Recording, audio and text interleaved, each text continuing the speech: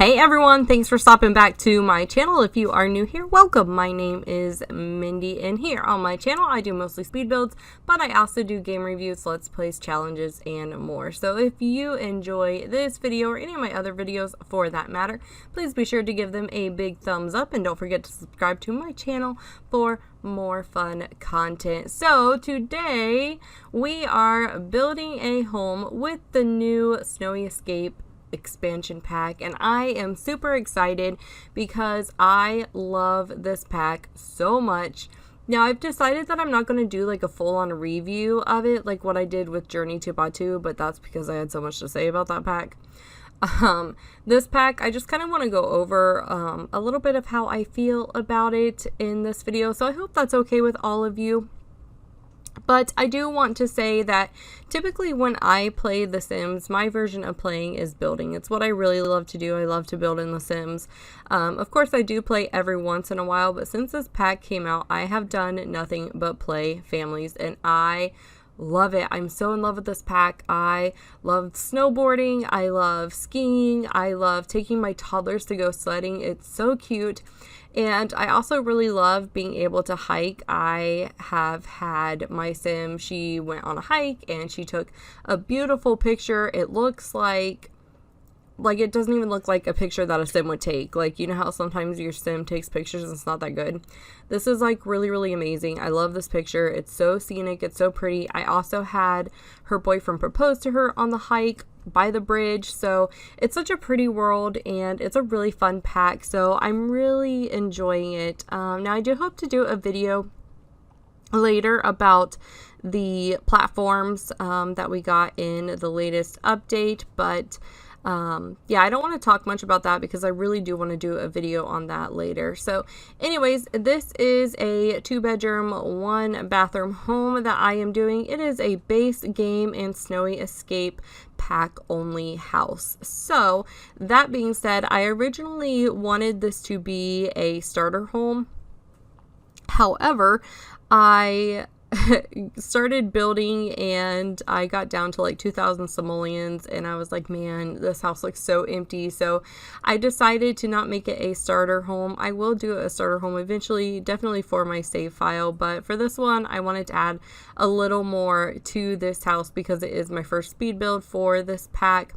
And yeah, I think it turned out really well. Typically when I use base game and like another pack only, like the houses can look a little like plain or bare, and I feel like this one looks pretty good. It looks not super like cluttered, but I just feel like it looks good. Like there's no like large like blank spaces or anything. So yeah, I really enjoyed doing this. Another thing that I really enjoyed about this pack is, I have to be honest with you, I'm not super savvy when it comes to like this kind of architecture.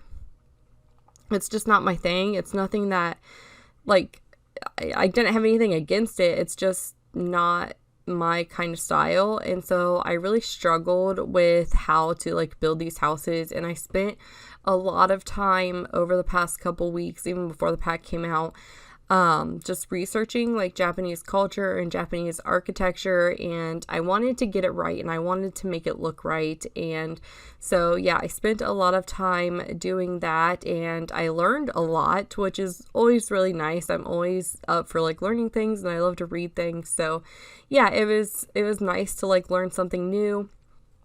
And I feel like the further I went with building this, I feel like the better it looked and the more like representative of Japanese culture it looked. So I don't know, let me know if you feel the same way, if you feel like I represented the culture okay, or I don't know, if you can look at it and tell that it's like a Japanese style house. That's what I want. I want you to look at it and be like, yeah, that's a Japanese style house.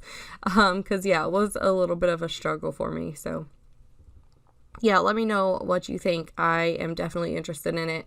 I read so much about the different architecture and I just wanted to represent that in my build. So one thing that I definitely wanted to add was the Genkan, and a Genkan is actually in Japanese houses, when you first walk in, the floor is a little bit lower, which is nice, which is that they gave us the platforms because we're able to create that now. And typically it's got like rock flooring, or I don't really think it's like rock, it's stone flooring. What's the difference? I don't know.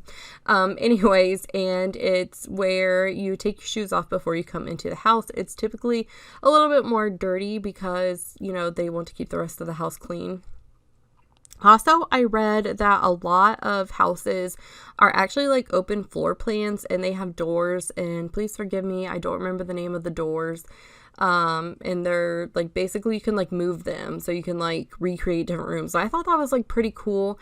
I don't think that's anything we can really like do in The Sims, but I think that's a really neat idea, and it makes sense. Like, it makes sense that you would like buy a house and like be able to like move rooms as needed. I feel like that's so smart. Like, why don't we do that? Why do we have like set room? Like, I feel like, I don't know, it just makes sense. Like, you could have like your house grow with you. So yeah, I read that, and yeah, I also read about the matte flooring. I can't remember the name. I want to say it, but like I don't want to butcher it, so I'm not gonna say it. But that flooring is in the living room. I don't remember. I'm not even going to try because, yeah, I'm not even going to try. But anyways, I wanted to place that matte flooring down in the main living room. And what it is it's basically just like a more softer flooring that's like meant so you can like sit on the ground. So yeah, I read a lot about that as well. I really love the kids' room in this home. You saw me just put a bed in here. I like to, after I create a floor plan, kind of like put furniture in different rooms just to make sure everything's going to fit and kind of get an idea of what everything looks like. And I created the child's room and I put her bed up on these platforms, and I just think it's like really cool. It's a super cute room, and yeah, I really like it. It's pretty small, but I think I made it work. So in here is kind of like a sunken living room. This is when I was still kind of going through, and yeah, like right here you saw me put in the money cheat because I was like, I can't leave the house like bare like this, so I had to add something. I added this fireplace in here that came with the pack, and I did make it smaller because it's so big in the pack, so but it still works just fine. So you can like shrink it down, and you can do that by pressing your bracket keys. So it is the left bracket key shrinks it, and the right bracket key makes it bigger. Or maybe I have that backwards. Yeah, I have that backwards. The right bracket key shrinks it and the left bracket key makes it bigger. So yeah, I did decide to shrink the fireplace. And then I love these little pictures over here. I put a cat and a fish, and it's a super fat cat, and I just thought it was like really cute. So yeah, that's pretty much it for the living room. And then as you can see, this is the dining room area. I kind of struggled with this area because it felt a little bit bare to me, and that was one thing that I wanted to avoid, especially like I said, with having base game only and just like a pack restricted and base game only. Sometimes it's, I don't know, it looks bare, and I didn't want to do that. One thing that I struggled with was that whenever I put this cabinet, which you see me just like swapping it back and forth, I don't know what I was doing. Whenever I put it next to an area that was sunken, it would like shrink into the floor, and I would have to press the 9 key to bring it back up. That was really annoying, and I plan on talking about that a little bit more with my video that I'm going to do about platforms. But it's just kind of like one of those like annoyances that it was like kind of frustrating. So anyways, I do eventually get this figured out. I put some pictures on this wall and kind of make sort of like a little collage area, and I hang some lights on the side, and I feel like I was able to make it work because I kind of wanted to go with the minimalism style, but at the same time still make it look lived in. So yeah, I wanted to like reach that like perfect middle ground. So over here in the kitchen, I have open cabinets, and then I wanted to clutter up the kitchen a little bit, at least with the cabinets, because I feel like now that we have like these open cabinets, which are like absolutely gorgeous, but you know, of course we didn't get any like overhead cabinets with it, which is like weird. We got like a little shelf thing, but no cabinets. Like, I don't know why they never give us cabinets. Like, why EA, give us cabinets? Like, I don't understand. Like, you give us countertops and you don't give us cabinets. I just don't understand it.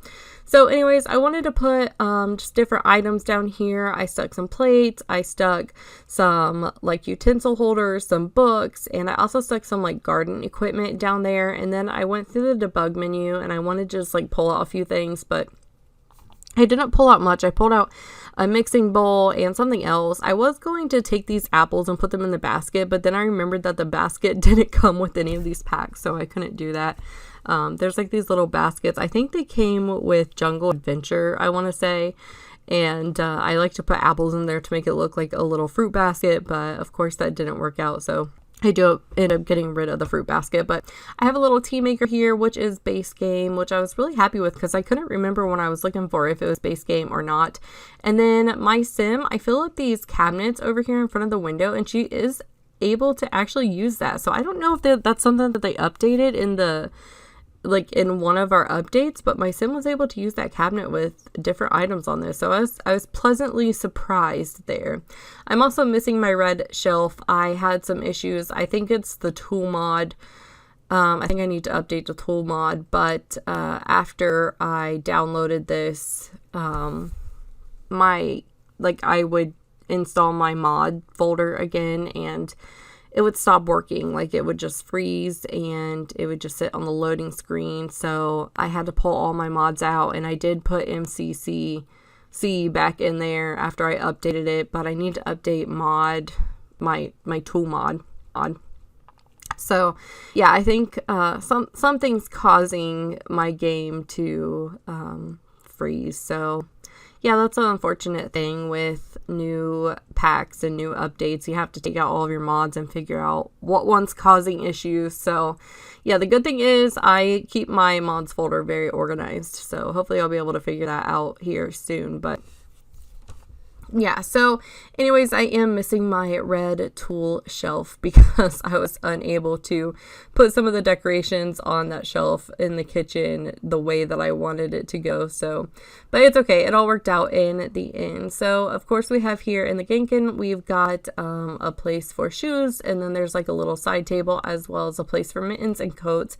And I love those little mittens rack and the little coat rack. I know that they're kind of really specific because they have like mountains on them, and they've got like skis on them, so they're definitely for somebody who skis. But I don't know, I think they're really cute anyways, and like you can fit them in any house, I feel like. So anyways, here is the child's room, and this child, I didn't really think much about the personality of the Sims that live here. I was going to use this for a house that was for my sim family. However, my sim ended up having twins unexpectedly, so yeah, she wasn't able to move in here because I couldn't fit 2 beds in here. But I imagine this is for a little girl sim who maybe likes anime. I don't know. You guys are gonna be like, what, like when I say this, but I don't know much about anime. I've watched a few really good shows. I can't even remember the name of them now. Really good movies that my brothers like introduced me to, but I don't watch a lot of anime. So yeah, I kind of imagine that this child likes to watch anime, or she loves anime.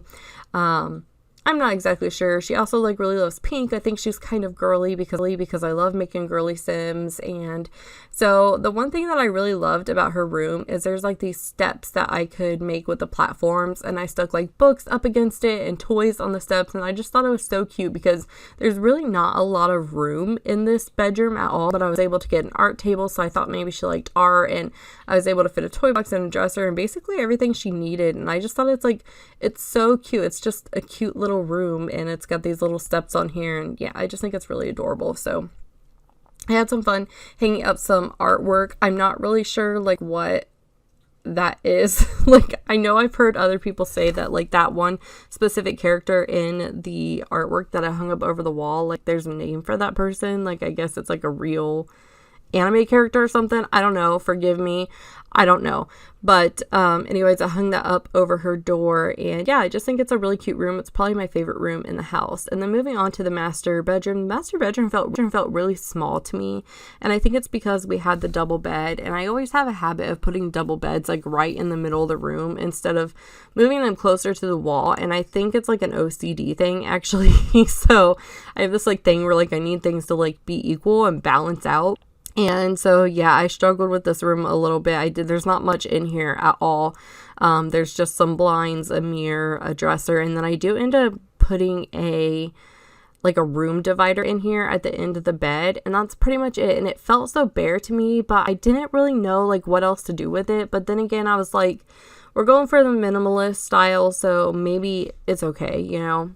So over here I put a little end table, and then over here I end up putting a chess table and moving the computer over just slightly. So it's just kind of like a little like hangout area. It's up on a step. It's separate from the like living area, like the living room. So people can still watch TV, and they'll still, like, some people can sit on the computer and still have a little bit of privacy. Over here, I imagined if you had other packs, you could put your washer and dryer in the bathroom. It made sense to put it right where I put that hamper. So I kind of put that hamper there to like symbolize, like, that way if you guys download this house and you're like, oh, I want to add a washer and dryer, you can do that.